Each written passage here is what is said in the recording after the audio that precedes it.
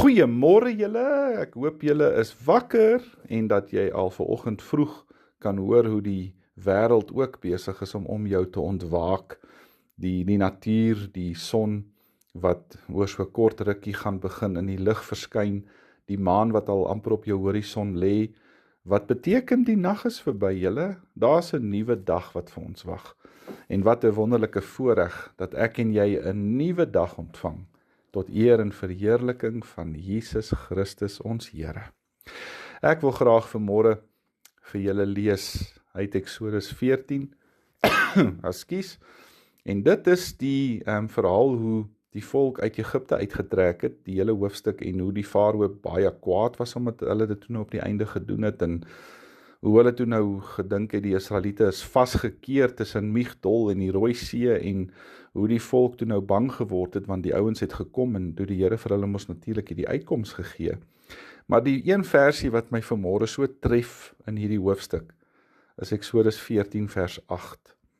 Maar die Israeliete het onder beskerming van God verder getrek.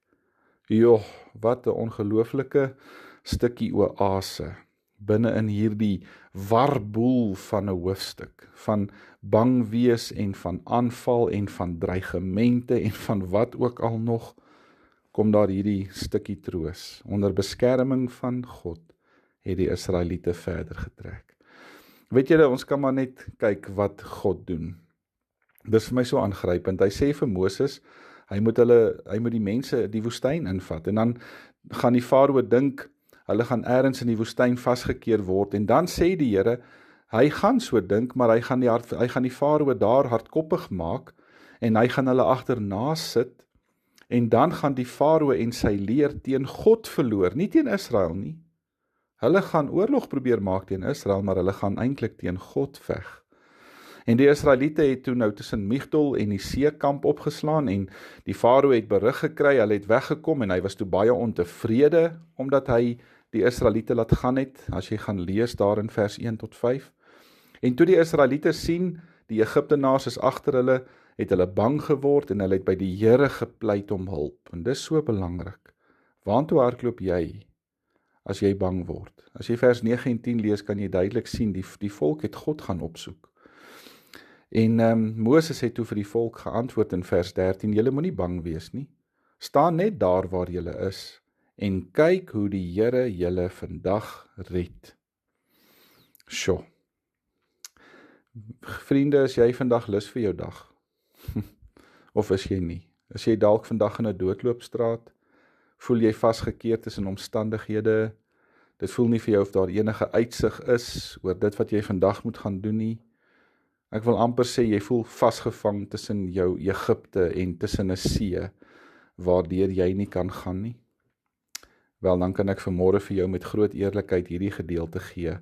Jy hoef nie bang te wees nie, want jy het 'n Here wat vir jou sal veg.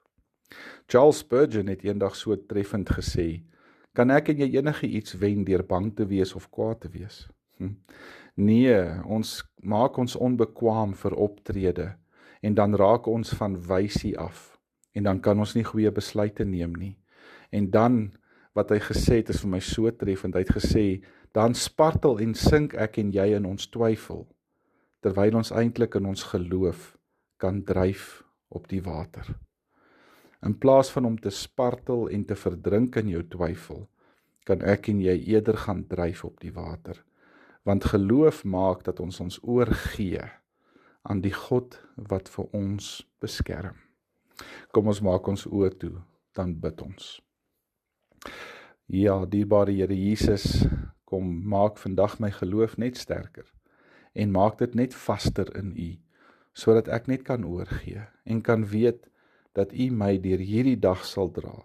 Maak nie saak wat vir my wag of voor lê nie, want Here, ek weet, as U aan my kant is, dan vra Paulus, wat sal 'n mens aan my kan doen?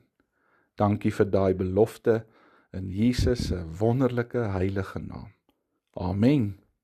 Baie dankie julle. Ek hoop dat julle 'n dag vol genade en geloof ontvang. Ons praat môre vir oulaas vir die week. Totsiens.